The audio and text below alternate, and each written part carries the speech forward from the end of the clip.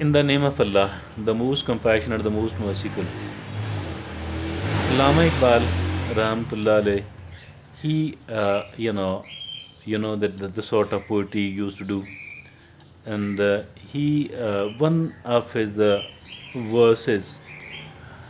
I can only put forward the translation, but it would not be bad if at all I recite the two verses in the Urdu first, and then obviously I do have to translate it into the English. And he says that खुदा तुझे किसी तूफान से आशना कर दे कि तेरे बहर की मौजों में इस्तराब नहीं. So Allama Iqbal says that he is actually saying it as a prayer that Allah subhanahu wa ta'ala create a sort of very difficult or a traumatic situation in your life, in the life of the collectiveness, so that you could your thoughts could be stimulated, and so that you could start thinking differently and you could start thinking bigger. That is what Allama Iqbal has said there in these two verses. You know what is the trouble with us is that although he said it collectively, he said it as for the Muslim Ummah is concerned, and unfortunately we here in Pakistan and maybe in the rest of the Islamic world as well, not only that the people think about don't think about the Muslim Ummah, they don't rather even think about their own nation. Many of the people, particularly here in Pakistan, not to talk of thinking about the Muslims collectively, we don't even bother to think about the Pakistanis.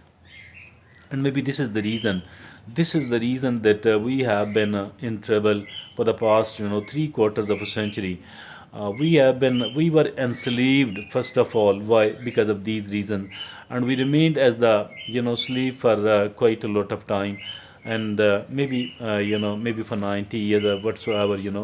After yes, then what has happened during the last 75 years? It is a plenty and plenty of the time. The last 25 years are the plenty and the plenty of the time, my dear friends and fellows here in Pakistan and abroad. Look, and what has happened during the past 75 years of Pakistan? We have been the general public, the commoners here in Pakistan have been in trouble for the past so many decades, and there is no hope as well that the people of Pakistan will be able to live honorably, and they will be able to live as well as the rest of the nations are living here on this earth. So, that is a kind of situation. And what is the reason behind it? What is the reason behind it? We need to think for a while about it. Look, first of all, Maulana Sayyid Abul Ala Maududi Rahmatullah alayhi said that, that the nation is like a milk. The general public is like a milk, and the leadership of that is like a butter. Now, whatever the quality of the milk will automatically be the quality of the butter as well. So that is the case with us. I mean, if at all we are seen blaming the leadership, the rulers of Pakistan, I think the leaders and the rulers of the Pakistan, obviously they're bad. There is no doubt in it. But the trouble is that we the general public of Pakistan, we have a lot to do with it. It's not like they have been sent by America. We are not a colony, and these are not the viceroys. We elect them, we support them, we strengthen their hand, and we choose them. If at all somebody says that the general public have absolutely no say over it, and it is the military establishment or the America, I think this is partially true and not the totally true. Why? I think that they do you use their power, their influence. There is no doubt. But as for the general public of Pakistan is concerned, I think either we have been ignorant in this respect, or we have been quite an irresponsible one here in this respect. As for the selection, as for the choosing of our leadership is concerned, as for electing our leadership in the society, in the country is concerned, we have been acting in an ignorant and irresponsible manner, unfortunately, and we have a lot to do. If at all we do have got a bad rulers, We ourselves have a lot to do with it, and it is not like it is totally imposed upon us by the military establishment or by the foreign powers. I think, although they do have a role, they have been playing a role in it. I don't deny with that as well. But now, what is the trouble? What is the trouble is that if at all a sort of traffic is stuck somewhere else, if the traffic is stuck somewhere else, what the people do is that opening the traffic, making the traffic flow normally, it is rather an easy task, but the people don't opt for it. What the people try to do is that they try to sneak out from there. They try to elude from that place. See, instead of focusing and trying to open up the traffic, which I said earlier is a relatively easier task, we don't try to do that. We make the two and the three and the four lines are more than one lanes, where there should be only one lane for going and one lane for coming. And if at all we do remain in one lane, believe me or not, although we will be moving slowly, but the traffic will open and there will be no traffic jam at all. So that is a kind of approach here in Pakistan. I mean, it is the same. Now, instead of choosing for the competent, for the better leadership, we are opting for the people, we are opting for the personalities, for the VIPs, for the VVIPs who themselves are corrupt, and we have become their stooges.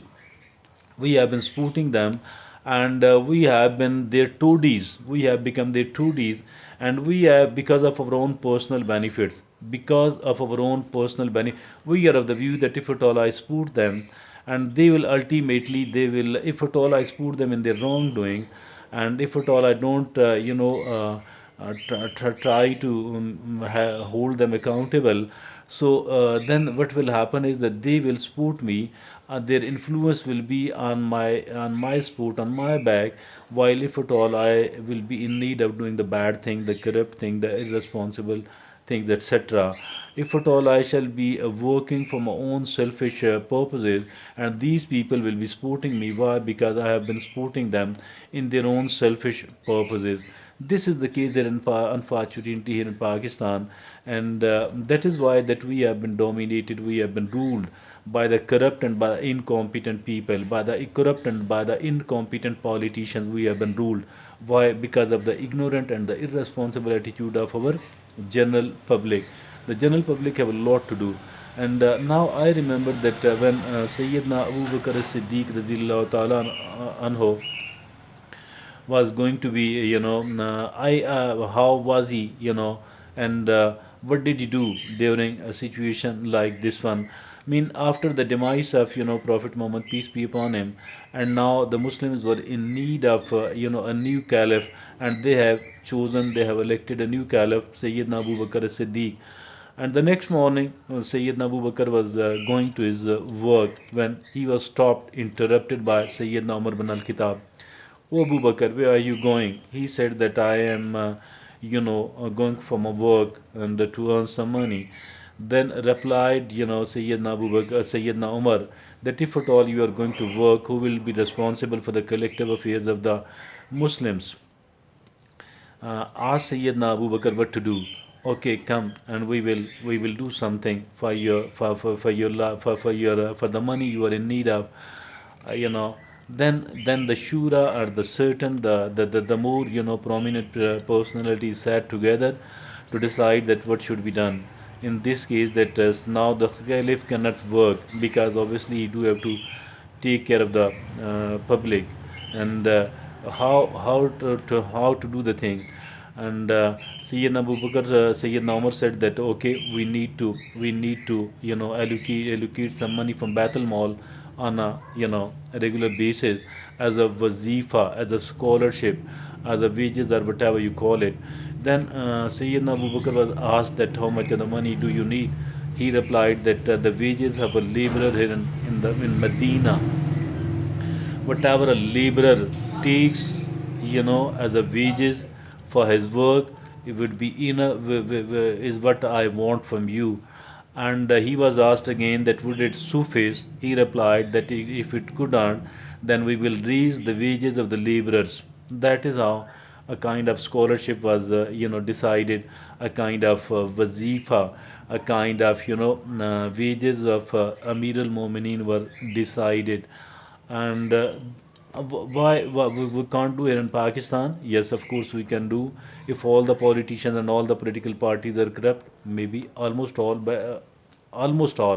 but not necessarily all, because there is a political party, there is a politician, and there is a political party here in Pakistan. They are absolutely free of corruption charges. There isn't even a single false case. There isn't even a single false case against them of corruption. And although they have been ruling Karachi, twice, the mayorship of Karachi having a big budget, and then having a big budget, and now their current leader, their current Amir, Sirajul Haq, he have been the senior minister, and he have been the senator, and of course the head of a political party. But neither his living standard was raised, nor his assets grew, and not even he did the nepotism by allocating the important places to his family member, to his loved ones. Not even a single case of that. And not only this thing, rather he used the public money very, very carefully, cautiously, prudently. And that is, I think, the kind of leadership we are here in need of in Pakistan. Unless and until we don't choose these people as the leaders, we don't let them rule the country, I think that as far troubles are concerned, these will keep growing and will not be able to come down at all. That is something which we need to understand. Unless and until we don't understand it, I don't think that things are going to get better anywhere in Pakistan, unfortunately. So let's start thinking. Let's start thinking and think completely, not partially. You know, don't be content with the PS meal. Rather, work for the whole thing. Thank you.